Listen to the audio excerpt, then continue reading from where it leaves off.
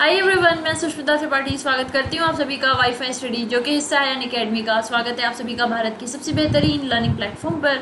और अभी अपन लोग बात करने वाले हैं, सिप्री की रिपोर्ट आई हुई है जिसमें उन्होंने बताया है कि इंडिया और चाइना ने अभी जो है अपने न्यूक्लियर वेपन्स का स्टॉक पाइल क्या कर लिया, बढ़ा लिया है। ऐसा बताने वाली संस्था का नाम है स्वीडिश की थिंक टैंक सिप्री। ठीक है, अब चलो देखते हैं हम लोग सेशन को। इसके पहले देखिए अभी हम लोग बात क्या करने वाले हैं। न्यूज डिस्कशन करेंगे, फिर सिप्री के बारे में देखेंगे, रिपोर्ट के ऊपर डिस्कशन करेंगे, भारत की पोजीशन देखेंगे आर्मामेंट्स में, और फिर देखेंगे एनालिसिस क्या हो सकता है इसका। ठीक है, चलो तो न्यूज ये थी, इंडिया और चाइना ने जो है अपनी अपनी न्यूक्लियर वेपन स्टॉक पाइल को बढ़ा लिया है पिछले साल के मुकाबले। जैसा आप लोग देख रहे हो कि new Delhi is overall number. अच्छा, न्यू दिल्ली से यहाँ पे ये इंडिया को कन्फर करना चाह रहे हैं। ठीक है, और इसी तरह से आप लोग यहाँ पे बीजिंग देख रहे हो तो ये कैपिटल से किसको बताना चाह रहे हैं, ये लोग कैपिटल से उस पर्टिकुलर कंट्री को रेफर कर रहे हैं। तो जैसा इन्होंने बताया कि नई दिल्ली यानी कि इंडिया का अगर हम लोग ओवरऑल देखें कि इंडिया के पास में कितना न्यूक्लियर वेपन है तो वो चाइना के आधा ही है। ऐसे सिप्री की रिपोर्ट आई है। किसके बारे में आई है, न्यूक्लियर वेपन्स के ऊपर। ठीक है, अब जरा देखिएगा रिपोर्ट को ध्यान से। अच्छा, पहले सिप्री देख लेते हैं व्हाट एग्जैक्टली इज सिप्री। तो सिप्री का फुल फॉर्म आप लोग देखिएगा, Stockholm International Peace Research Institute, ये सिप्री होता है। ठीक है, और ये बेसिकली एक अंतरराष्ट्रीय संस्था है जो कि स्वीडन में स्थित है, और ये जो काम करती है वो रिसर्च करती है आर्मामेंट्स वगैरह पे, आर्म कंट्रोल पे, डिसआर्मामेंट पे। ठीक है, कि हथियार डाल देना चाहिए या कितने हथियार किसके पास में, इन सब पे अपने अपने रिपोर्ट्स बनाती हैं। कौन कितना खर्च कर रहा है मिलिट्री पे, कौन सी कंट्री न्यूक्लियर वेपन होल्डिंग में कहाँ पर है, ऐसी इनकी सारी रिसर्चेज आती हैं और अपनी रिपोर्ट पब्लिश करती हैं। इनकी जो खोज करता है ये स्वीडन सरकार है। खोज की गई थी 6 मई 1966 को, और इसका जो हेड ऑफिस है ये स्टॉकहोम स्वीडन में स्थित है। ठीक है, अब जरा ध्यान से देखिएगा रिपोर्ट को। तो सबसे ऊपर आप लोग देखते हो कि यूएसए, ठीक है, इसके अलावा आप लोग देखते हो कि रशिया, फिर यूके, फ्रांस। अच्छा, यहाँ पे आप लोग एक चीज देख रहे हो, डिप्लॉयड वारहेड्स, और यहाँ देख रहे हो अदर वॉरहेड।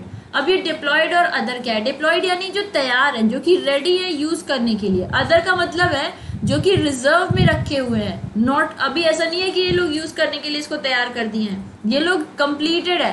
ठीक है, ready to use, but they have kept in reserve. तो अब जरा हम लोग देखें, ये ईयर का कंपैरिजन है 2020 और 2019। यूएसए को, रशिया को, यूके और फ्रांस, ये चार ऐसी कंट्री हैं जहाँ पे जो न्यूक्लियर वेपन से ये तैयार है, रेडी टू यूज है ये। लेकिन इनके अलावा जब आप लोग देखो, China, India, Pakistan, Israel, north Korea, तो यहाँ पे डिप्लॉयड नहीं है लेकिन अदर वॉर हेड है, यानी कि इनके पास में न्यूक्लियर वेपन है लेकिन वो रेडी टू यूज वाली कंडीशन अभी नहीं है। जब आप लोग चाइना को देखो तो 2019 के मुकाबले अगर आप लोग देखो 290 से इन्होंने 320 किए, लगभग 30।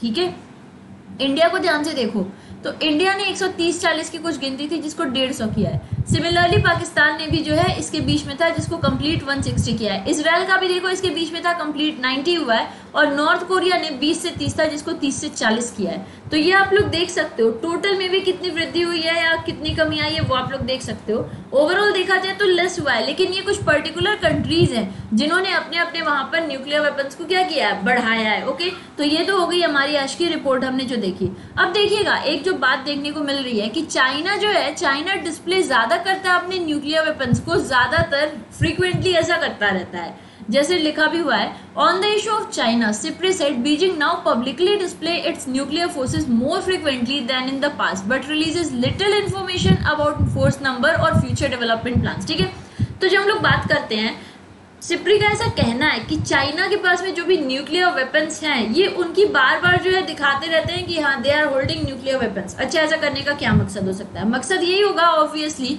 जैसा आपने देखा इंडिया चाइना का बॉर्डर इशू। ठीक है, इसके अलावा मैं आपसे कहती हूँ चाइना का बाकी भी कंट्रीज से, यूएस से भी अभी कुछ तनाव है, ऑस्ट्रेलिया को आप लोग कह सकते हो, तो बहुत सारी, ताइवान हो गया, हांगकांग हो गया, ऐसी बहुत सारी कंट्रीज हैं जो कि चाइना के लिए एक्चुअली अभी जो है बहुत फेयरली काम नहीं कर रही है। बहुत कंट्रीज ने जो है चाइना के ऊपर एलिगेशंस भी लगाया, तो कहीं ना कहीं अपने आप को शायद पावरफुल प्रूव करने का एक तरीका है कि हाँ we are holding this nuclear weapon.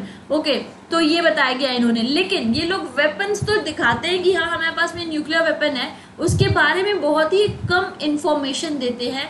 कौन सी कैसी वेपन है, इसका फ्यूचर डेवलपमेंट का क्या हमारा प्लान है, या टोटल फोर्स नंबर कितने नंबर में, ऐसी बातें बहुत खुलकर ये लोग नहीं बताते हैं। ओके, ये तो सिप्री का कहना है।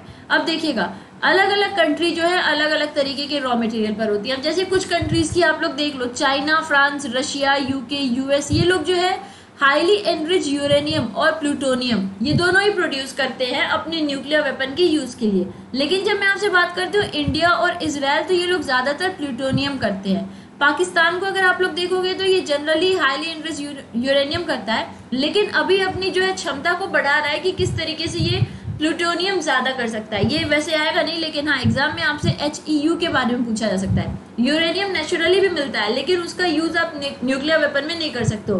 तो जो यूज होता है that is highly enrich uranium, जिसको यूज किया जाता है न्यूक्लियर वेपन्स के लिए। ठीक है, तो कौन कौन सी कंट्री किसका ज्यादा बनाती है ये आप लोगों के सामने है। एग्जाम में HEU का फुल फॉर्म आपसे पूछा जा सकता है। अभी अप्रैल में रिपोर्ट आई थी, उसमें सिप्री ने बताया था कि इंडिया जो है ये तीसरा सबसे बड़ा मिलिट्री स्पेंडर है विश्व में, जस्ट बिहाइंड यूएस और चाइना। यूएस और चाइना के बाद सबसे ज्यादा अपनी आर्मी पर खर्च करने वाला जो देश है वो इंडिया है, ऐसी सिप्री की ही रिपोर्ट आई थी। अच्छा, जैसे आप लोग देख रहे हो अब ऐसे न्यूक्लियर वेपन्स बढ़ रहे हैं, तो इसका क्या हम लोग क्या कह सकते हैं, इससे क्या हो सकता है। देखो, सबसे पहली बात है कि न्यूक्लियर वेपन्स का इस तरह से बढ़ना अगर देखा जाए तो कोई बहुत सही चीज नहीं है। पहले तो एक पर्टिकुलर विश्व स्तर पर एक अथॉरिटी हो जो कि यूज ऑफ न्यूक्लियर वेपन या उनके होल्डिंग पे कुछ रेगुलेशन लगाने के लिए हो, जिसको सभी कंट्रीज फॉलो करें। ठीक है, सबसे पहली बात तो ये है। दूसरा, अब इस तरीके से न्यूक्लियर वेपन्स होते जा रहे हैं, आप खुद सोचो ना, जैसे पाकिस्तान है, पाकिस्तान को भी कुछ दिन पहले एपिसेंटर कहा गया था टेररिज्म का। अगर पाकिस्तान के पास में न्यूक्लियर वेपन्स है, बाई चांस कहीं कैसे भी टेररिस्ट के हाथ में ये लग जाता है, तो वो लोग इसका क्या इस्तेमाल कर सकते हैं किसी को भी नहीं पता है। तो ये बहुत ज्यादा, इसको लोगों को ये तो नहीं सोचना चाहिए बहुत अच्छी बात है, बहुत बढ़ रहा है, प्रोडक्शन बढ़ रही है या कुछ भी बढ़ रहा है। नॉट एट ऑल फेयर, मुझे नहीं लगता ये बहुत अच्छी चीज है कि न्यूक्लियर वेपन्स का जो है इस तरीके से बढ़ोतरी एक अच्छी चीज है। ठीक है, तो मुझे तो यही लगता है कि एक पर्टिकुलर अथॉरिटी होनी चाहिए जो रेगुलेट करे और बताए कि किसकी होल्डिंग कैसी हो सकती है, और अब इस पे इतना बैन कर देना चाहिए। ऐसी चीजें होती रहनी चाहिए, डिस्कस होती रहनी चाहिए। क्योंकि अभी आपको पता है जैसे रशिया यूएस हो गया या यूएस चाइना हो गया, तो अभी टेंशन्स तो चल ही रही हैं। No one knows what can be next. Okay, तो अभी जो हिरोशिमा नागासाकी पे जो किया गया था, जो अटैक था, अभी की जो वेपन्स है न्यूक्लियर वेपन्स वो उनसे कहीं ज्यादा स्ट्रॉन्ग है। ठीक है, तो लेट्स बी होपफुल कि ऐसा कुछ ना हो, बट एक एक बार सबको इस पे थॉट देना चाहिए कि ये कितना खतरनाक हो सकता है। ओके, चलो फिर आज के सेशन को इतना हम लोग रखते हैं। अगर आप चाहते हो अकेडमी पे मुझे फॉलो करना, मेरे स्पेशल सेशन देखना, तो जाके आप लोग सुष्मिता त्रिपाठी सर्च करके फॉलो कर लेना। ओके, इसके अलावा ये कोर्स मेरा आपको मिल जाएगा SBI PO और क्लर्क मेंस के लिए है। एक कोर्स आ रहा है RRB मेंस के लिए। ठीक है, ये बैंकिंग अवेयरनेस का कोर्स होगा। और SSC के लिए आपका कोर्स आने वाला है करंट अफेयर्स का, स्टैटिक का और इकोनॉमिक्स का। ये सारे कोर्सेज आने वाले हैं आपके। ओके, फर्दर इसी वीक से शुरू हो रहा है। अगर आप चाहते हो मेरे कोर्सेज लेना और मेरे साथ में सभी के कोर्सेज को देखना, तो इस कोड को यूज कर सकते हो। इस कोड को यूज करोगे तो आपको 10% ऑफ मिलेगा। इसके साथ ही साथ में जितनी और भी कोर्सेज चल रही है वो भी आप देख सकते हो, सभी सब्जेक्ट्स की। ठीक है, और जिस भी गोल में चाहो, जहां भी आप लोग चाहो, वहां इसे आराम से लगा भी सकते हो। इसके अलावा वाईफाई स्टडी के 4 चैनल है, इन 4 के 4 को क्या करोगे, सब्सक्राइब कर लोगे। ओके, तो फिर मिलते हैं अगले सेशन में। तब तक के लिए घर में रहिए, पढ़ते रहिए, बढ़ते रहिए और बाहर जाना अवॉइड करिए। Thank you for watching the session. Love you people, bye bye.